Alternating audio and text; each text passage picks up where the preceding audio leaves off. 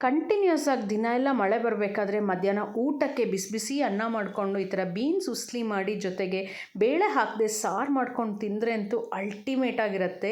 ಈ beans ಉಸ್ಲಿಲಿ proteins fibre ಎಲ್ಲ ಇರುತ್ತೆ. ಈ ಉಸ್ಲಿ ಮಾಡ್ಕೊಳ್ಳೋದಕ್ಕೆ ಬೀನ್ಸ್ನ ಫಸ್ಟು ಬೇಯಿಸಿಟ್ಕೋಬೇಕು. ನಂತರ ಕಡಲೆಬೇಳೆ ಒಂದು 1/4 ಕಪ್ಪು, 1 ಕಪ್ ಆಗೋಷ್ಟು ತೊಗರಿಬೇಳೆ, ಕೆಂಪು ಮೆಣಸಿನ್ಕಾಯಿನ 1 ಗಂಟೆ ಕಾಲ ನೆನೆಸಿ ಮಿಕ್ಸಿ ಜಾರಿಗೆ ಹಾಕಿ ಅದ್ರ ಜೊತೆಗೆ ಉಪ್ಪು ಹಾಗೆ ಇಂಗು ಹಾಕಿ ನೀರು ಹಾಕದೆ ರುಬ್ಬಿಟ್ಕೋಬೇಕು. ರುಬ್ಬಿರೋದನ್ನು ಈ ಥರ ತಟ್ಟಿ ಒಂದು 15 ನಿಮಿಷ ಸ್ಟೀಮ್ ಮಾಡ್ಕೋಬೇಕು. ಪೂರ್ತಿ ಆರಿದ ನಂತರ ಈ ಥರ ಪುಡಿ ಮಾಡಿಟ್ಕೊಳ್ಳಿ.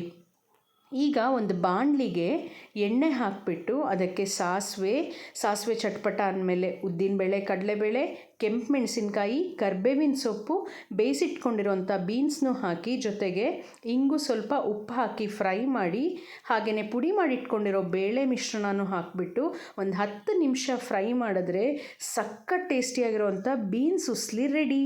ಟ್ರೈ ಮಾಡಿ ಹೇಗಿದೆ ಅಂತ ಹೇಳಿ. Thank you.